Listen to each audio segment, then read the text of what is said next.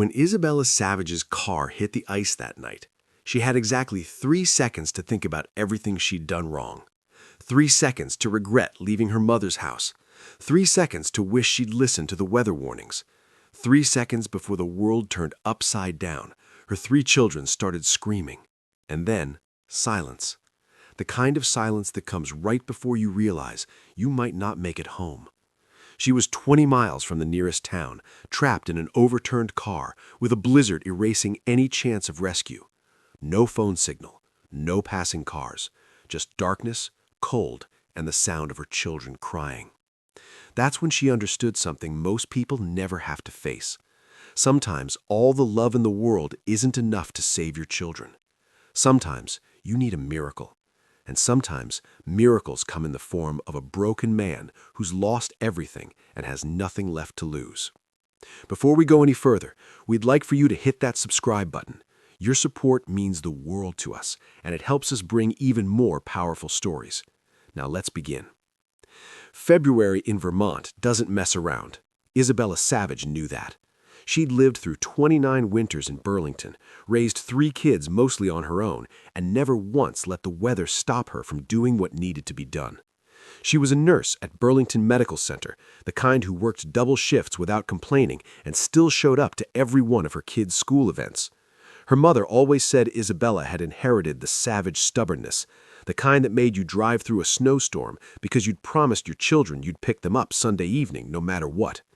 Emma was 7. The responsible one, who already acted like a little mother to her siblings. Josh was 5, all energy and questions and magic tricks he'd learned from YouTube. And Lily, just 3 years old, still believed her mom could fix anything.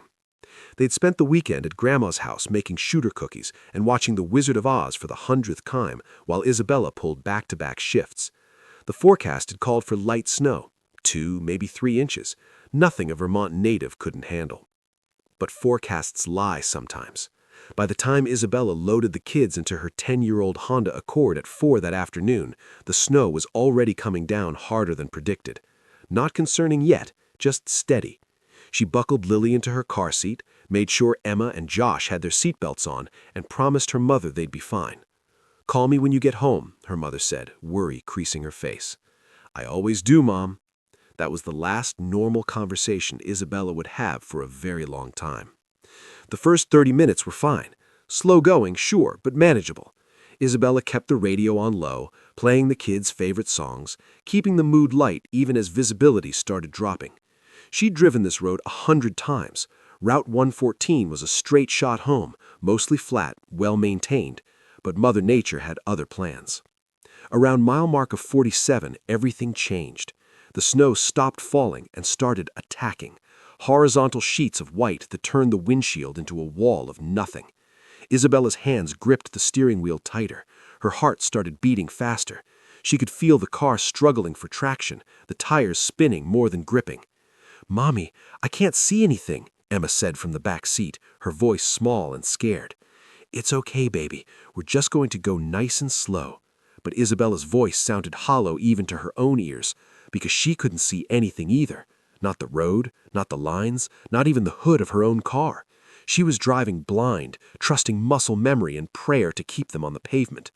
That's when she felt it, that sickening moment when the tires lose contact with reality, when physics takes over and all your experience means nothing. The car started drifting right toward the shoulder. Isabella's father had taught her what to do. Don't brake hard, don't jerk the wheel, stay calm, ease into it. She did everything right. It didn't matter. The rear end broke loose, and suddenly they were spinning. Once, twice.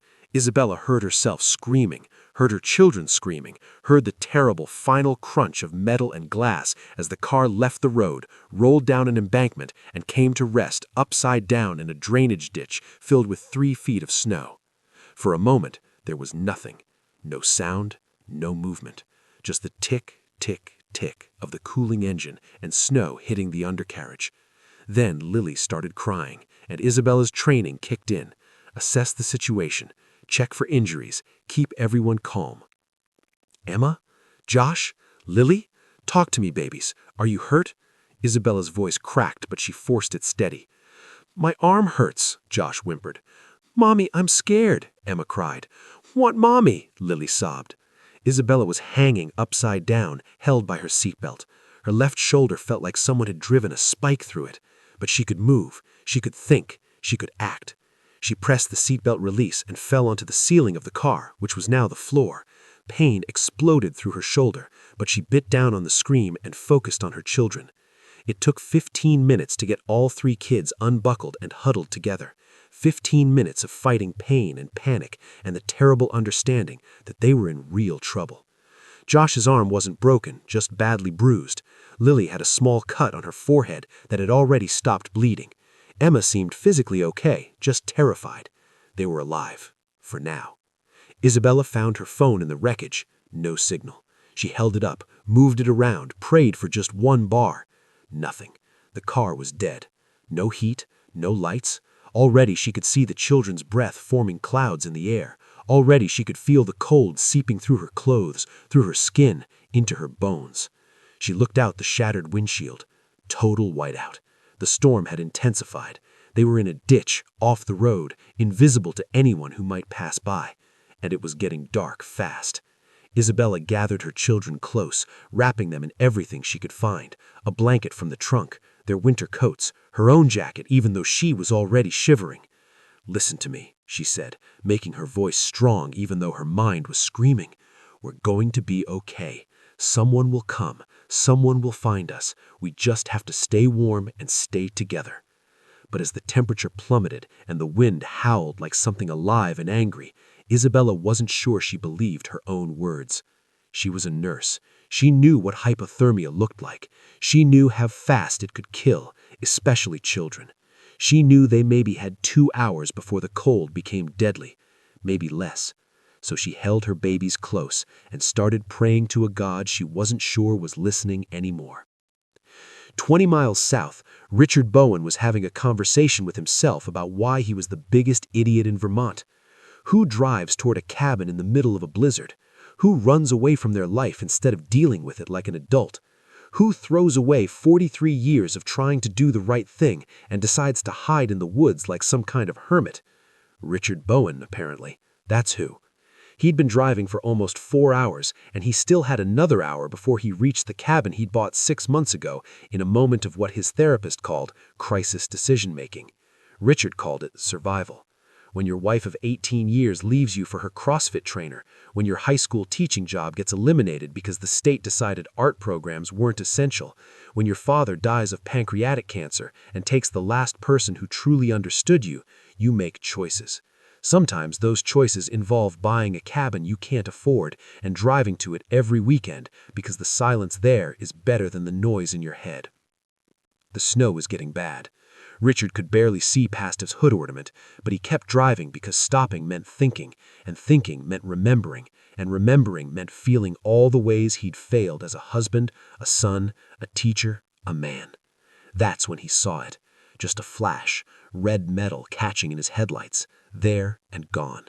Richard's foot eased off the gas. Something in his gut twisted. He told himself it was nothing. Debris, a mailbox. Keep driving. But he couldn't. Something wouldn't let him. Richard put the truck in reverse and crawled backwards, his eyes scanning the shoulder, the ditch. And then he saw it clearly. A car, upside down, half buried in snow. And movement inside. People. Oh, God, there were people. Richard didn't think. Later, he wouldn't remember making the decision. He just moved. Threw the truck in park, grabbed his flashlight, pushed open the door into a wall of wind that nearly knocked him flat. The cold was a living thing, biting at his face, stealing his breath. He stumbled toward the embankment, shone his light down into the ditch, and felt his heart stop. A woman, 3 small children, huddled in a wrecked car, alive, but for how long? Richard half ran, half fell down the embankment. His boots slipped on ice hidden under the snow. He caught himself, kept moving. When he reached the car, he dropped to his knees at the driver's side window. A woman's face appeared. Behind her, 3 pairs of terrified eyes. Children. Babies, really. "Are you hurt?" Richard shouted over the wind. "Can you move?" Isabella Savage looked at this stranger who'd appeared out of nowhere, and for the first time in 2 hours, she felt something other than terror. She felt hope. "My kids," she managed through chattering teeth. "Please, they're freezing." Richard assessed the situation in seconds. The car was totaled. The doors were jammed. The temperature was dropping into life-threatening territory. These people maybe had an hour before hypothermia became irreversible, maybe less. "I'm getting you out," Richard said. "All of you, right now." He tried the doors, front, back, all jammed or buried. He looked at the windshield, already cracked from the impact. It was the only way. Richard stood up, positioned himself, and kicked. Once, twice, the windshield spiderwebbed. Third kick, fourth, it gave way. "I'm pulling you through here," Richard said. "Kids first, one at a time." What happened next would stay with Isabella Savage for the rest of her life. This man, this complete stranger, reached into her destroyed car and pulled her children out one by one. He carried Lily first, the smallest one, tucking her inside his coat against his chest. Then he climbed that icy embankment, slipping twice, catching himself, keeping going. He came back for Josh, then Emma. 3 trips down into that ditch, 3 trips back up through a blizzard that was trying its best to kill them all. By the time Richard came back for Isabella, his face was raw and red, his breath coming in gasps, but his eyes were steady, determined. "Your turn," he said, reaching for her hand. If this part makes sense, drop a comment with "I'm still here." Let's see who's really watching this far. Isabella took it, and Richard pulled her through the windshield and up into his arms. The wind hit her like a physical blow. She'd given her coat to Emma. Now she was in just a sweater, and the cold went through her like knives. She wouldn't make it 10 feet. Richard saw her stumble and immediately shrugged out of his heavy jacket. "No," Isabella protested weakly. "You need it." "I've got another one in the truck," Richard lied without hesitation. "Put it on." He helped her into his jacket, which was still warm from his body, then lifted her like she weighed nothing and carried her up that embankment. When they reached his truck, Isabella's children were in the back seat, wrapped in emergency blankets, the heater blasting. Richard set Isabella down gently in the passenger seat. He was shaking now, the cold finally catching up to him. But when he looked at this family he'd just saved, he felt something he hadn't felt in months: purpose. "There's a gas station about 15 miles from here," Richard said, starting the engine. "We'll get you warm, call for help." "Thank you," Isabella whispered. "I don't even know your name." "Richard," he said. "Richard Bowen. I'm Isabella Savage. These are my kids, Emma, Josh, and Lily." "Good to meet you," Richard said. And despite everything, despite the storm and the fear and the cold, he smiled. Isabella smiled back. Neither of them knew it yet, but this moment, this meeting in the middle of a blizzard, was going to change both their lives forever. The 15 miles to the gas station might as well have been on another planet. Within 5 minutes of pulling back onto Route 114, Richard realized they weren't going to make it. The road was disappearing under the snow faster than he could drive. Visibility had dropped to almost zero. He could barely see his own hood. And then his phone rang. Richard glanced at the screen. Jennifer, his ex-wife. For the 3rd time that day, he declined the call. "You can answer," Isabella said quietly. "I don't mind." Richard shook his head. Nothing worth hearing. But Isabella had seen the name. She'd seen the way his jaw tightened, the way his knuckles went white on the steering wheel. She recognized that look. She'd worn it herself plenty of times when her ex-husband called drunk at midnight, asking for money or making promises he'd never keep. "So you're running too," Isabella said softly. It wasn't a question. Richard glanced at her. "What makes you say that?" "I'm a nurse. Part of my job is reading people, figuring out what they're not saying." "And what am I not saying?" "That something broke you, that you're trying to put yourself back together in the middle of nowhere because you don't know how to do it around other people." Richard felt something crack open in his chest, something he'd been keeping carefully locked away for months. "My wife left me for her CrossFit trainer. Very original, right? Then I lost my teaching job, budget cuts. Then my father died, cancer, 6 months, diagnosis to funeral. And I realized I'd spent 43 years building a life that disappeared in half that time. So yeah, I bought a cabin. Seemed like a good idea at the time." "I'm sorry," Isabella said. "For what it's worth, my ex-husband walked out when Lily was 6 months old, said he wasn't ready to be a father, which would have been useful information before we had 3 kids together." Despite everything, Richard laughed. It felt strange laughing while driving through a blizzard after pulling a family from a crashed car, but it also felt necessary, real. "So we're both running. Difference is, you're running with 3 really good reasons. I'm just running. Those 3 really good reasons are the only things that keep me going some days. They're why I can't afford to give up. They're why I'm still here." Isabella paused, then added quietly, "You saved their lives tonight. I need you to understand that. Without you, we wouldn't have made it." Richard didn't know what to say. Before he could figure it out, something massive loomed out of the white ahead of them, a semi-truck, jackknifed across both lanes. Richard hit the brakes by instinct, felt the truck start to slide. He turned into the skid, eased off the brake, regained control just before they would have hit the wreck. His heart was hammering. "Everyone okay back there?" he called to the kids. "Yeah. Mr. Richard, are we going to die?" "No," Richard said firmly. "I promise we are not." It was a promise he had no business making, but looking at Isabella's face in the dashboard light, seeing her absolute faith in him, Richard decided he was going to keep that promise or die trying. He couldn't go around the truck, the ditches were too deep. He couldn't go back, that meant driving blind into a storm that was only getting worse. There was only one option. "There's a service road about a mile back," Richard said. "I saw a sign for it. Leads to old logging camps. There might be shelter." Isabella nodded. She didn't have a better idea, and she trusted this man in a way that should have scared her, but didn't. Richard carefully turned the truck around and retraced their path. The children had gone quiet in the back seat. Isabella glanced back and saw them huddled together under the emergency blankets, Emma with her arms around her younger siblings, protecting them, being brave when she shouldn't have to. Isabella's heart ached. Richard found the service road more by luck than skill. It was almost completely buried, but something about the break in the trees caught his attention. He turned onto it carefully, the truck's 4-wheel drive grinding through snow that was now over 2 feet deep. The road climbed upward through dense forest.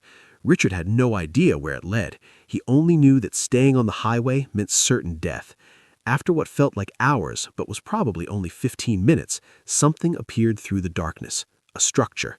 "There," Richard said, pointing. It was a cabin.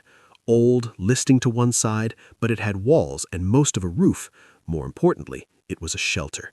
Richard pulled as close as he could and killed the engine. "Okay, here's the plan. I'm checking inside first to make sure it's safe. Then I'll come get each of you. Isabella, you'll come last with Lily. Emma, Josh, I need you both to be brave for me. Can you do that?" Both children nodded, their eyes huge in their small faces. Richard grabbed his flashlight and pushed out into the storm. The cabin door was frozen shut. He had to kick it twice before it gave way with a shriek of old wood. Inside, the air was still and bitterly cold, but at least there was no wind. Richard swept his flashlight around. One large room, a stone fireplace, some furniture covered in dust, and in the corner, a stack of firewood. Whoever used this place last had supplies. Thank God. Richard went back out and started bringing the family inside. By the time he carried Isabella and Lily through the door, his muscles were screaming and his face felt frozen solid. But they were all inside. They were alive. Now, he just had to keep them that way. Building a fire when you're hypothermic and exhausted is harder than it looks in movies. Richard's hands were shaking so badly that he could barely hold the matches. The first 3 wouldn't light. The 4th broke. On the 5th try, he got the flame to kindling, and the kindling caught. Richard could have wept with relief. He carefully built up the fire until flames were roaring in the stone fireplace. Heat. Blessed, beautiful heat. The children moved towards it immediately, holding out their small hands. Isabella hung back, helping Richard arrange furniture, cushions, and blankets into a sleeping area near the fire. "How's your shoulder?" Richard asked quietly. "I'm fine," Isabella said automatically. Then she sighed. "It hurts, but I've worked through worse. I'll live." "You're a terrible liar." "So I've been told." Isabella sat down heavily on one of the cushions, and Richard could see the exhaustion in every line of her body. The adrenaline was wearing off, leaving behind the reality of what had happened. Her car was destroyed. Her children could have died. They still might die if the storm didn't break. "Hey," Richard said gently, sitting beside her. "You did good. You kept them alive until I found you. That's what matters." "I froze," Isabella whispered. "When we crashed, for a few seconds, I just froze. Couldn't think, couldn't move. What kind of mother freezes when her children are in danger?" "The human kind. Isabella, you were in shock, but you got your kids out of those seatbelts. You kept them calm for 2 hours in that car. You kept them alive. That's not freezing. That's being a hero." Isabella looked at him, and Richard saw tears streaming down her face. She'd been holding them back for hours, being strong for her children. Now they were finally falling. "I was so scared," Isabella whispered. "I thought we were going to die out there. I thought my babies were going to freeze to death, and it would be my fault for not listening to the weather warnings. But you didn't die. They didn't die. You're here. They're here. And tomorrow morning, when this storm breaks, we're all walking out of here together." Isabella wiped her eyes and nodded. Then she did something that surprised both of them. She reached out and took Richard's hand. "Thank you," she said, "not just for saving us, but for this, for making me believe it's going to be okay." Richard squeezed her hand. "It is going to be okay, I promise." The children were already falling asleep by the fire, exhausted from fear and cold. Emma curled protectively around Lily. Josh was snoring softly between them. They looked peaceful, safe. Richard added more wood to the fire and settled against the wall near Isabella. Every muscle in his body ached. His face still felt frozen, but he'd never felt more alive. "Can I ask you something?" Isabella said after a while. "Sure." "Why did you stop? Most people would have driven past, especially in a storm like this." Richard thought about it. Honest answer, he didn't really know. Something had made him look twice. Something had made him back up when he saw that flash of red. "Maybe I needed to save someone. Maybe I needed to know I could still do something that mattered, that my life still had purpose. I spent 6 months thinking I was useless, that everything I'd built had fallen apart and there was nothing left. And then I saw your car and I knew I had to stop. I had to try. And maybe that was the universe telling me I'm not done yet." "You're not that guy," Isabella said firmly. "You're the guy who carried 3 Children through a blizzard without hesitating. You're the guy who gave me his coat while he froze. That's who you are, Richard Bowen." Richard felt something he hadn't felt in a very long time. He felt seen, not judged, not pitied, just saw who he really was. "I see you too," he said quietly.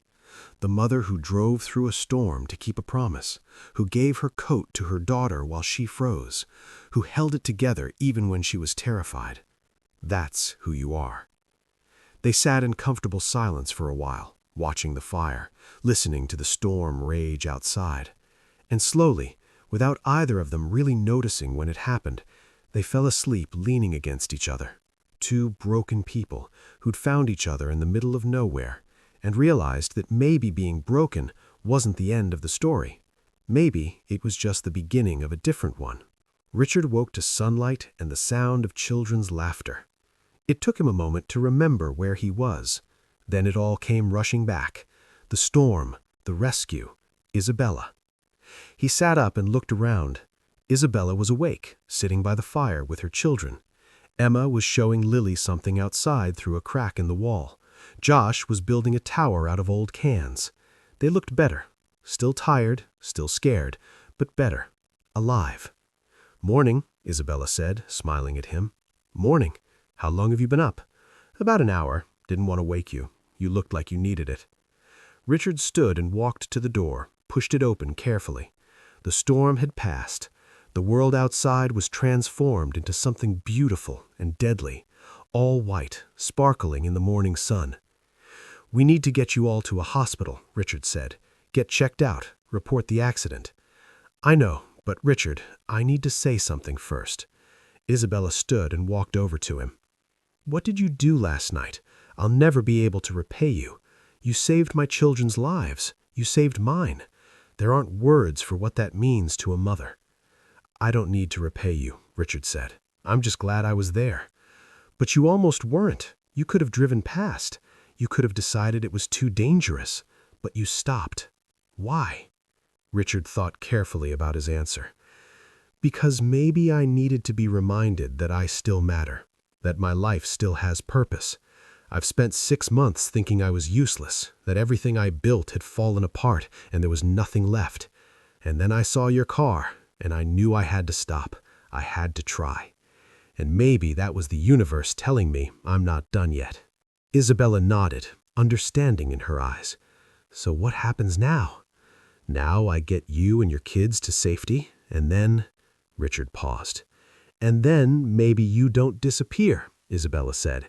Maybe you can come have dinner with us sometime. Let my kids properly thank their hero. Let me properly thank you." Richard felt his throat tighten with emotion. "I'd really like that." "Good, because I always pay my debts, and I owe you everything." Before Richard could respond, his phone buzzed. Service. 1 bar, but enough. He dialed 911 and explained their situation. Help was coming. While they waited, Richard helped the children explore the cabin in daylight. Emma found an old book of fairy tales. Josh discovered a wind-up toy that somehow still worked. Lily just wanted to hold Richard's hand and follow him everywhere. "Mr. Richard is my hero," she announced proudly. "He saved us from the snow monster."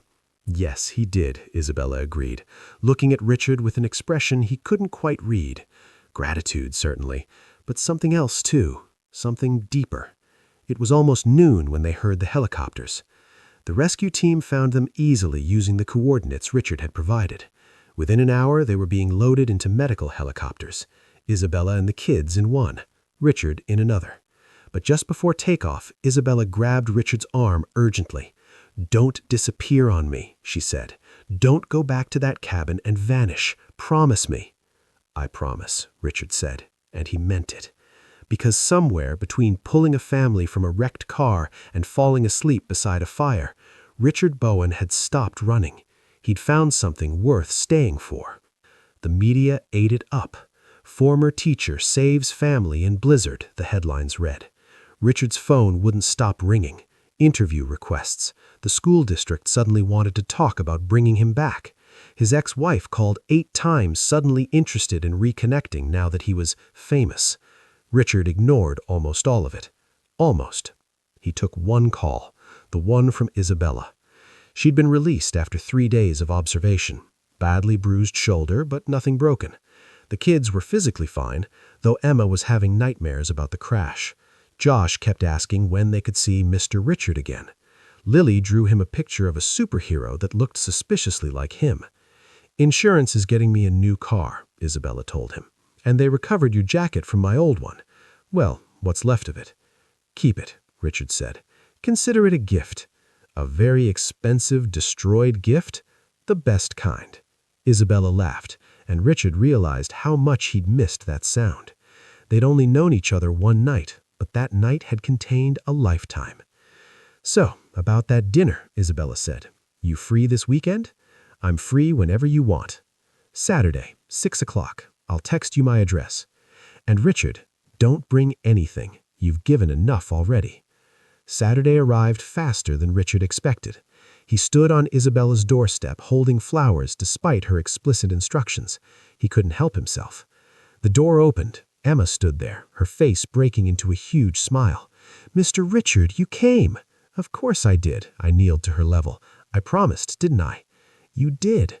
Mommy's been cooking all day. She's really nervous." "Emma Savage, don't tell him that," Isabella's voice called from inside. Richard grinned. Emma grabbed his hand and pulled him in. The house smelled incredible, something Italian. The living room was warm and lived in, toys everywhere, pictures on every surface, evidence of life being truly lived. Isabella emerged from the kitchen wearing an apron, looking flustered. "You brought flowers? Couldn't come empty-handed. I specifically said not to. I'm a terrible listener." Isabella took the flowers, shaking her head, but smiling. "Thank you. They're beautiful. Come on, dinner's almost ready." Dinner was chaos and laughter and everything Richard didn't know he'd been missing. Josh performed his new magic trick 6 times. Lily insisted Richard sit next to her and narrated everything he did. Emma asked thoughtful questions about teaching and told him about her favorite books, and Isabella watched it all with pure contentment. After dinner, after dishes, after the kids were playing in the living room, Isabella and Richard stood on the back porch in the cold evening air. "This is nice. Normal. I'd almost forgotten what normal felt like." "Is it too normal? Too chaotic? I know this probably isn't what you're used to." "Isabella, this is the best night I've had in years. Your family, this house, this life you've built. It's beautiful. You're beautiful." Isabella stepped closer. "Richard Bowen, are you flirting with me?" "Maybe. Is it working?" "I'll let you know after you kiss me." So he did. and it was the kind of kiss that felt like coming home after being lost forever.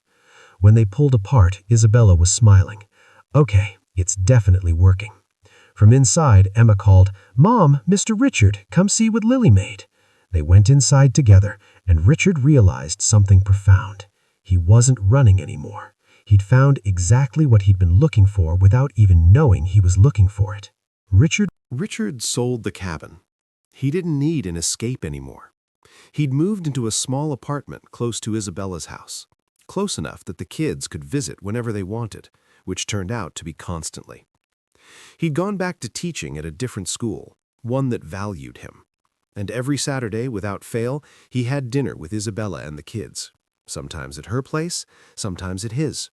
Sometimes they went out, where Lily would spill something, and Emma would read the menu like literature, and Josh would ask the waitress about magic.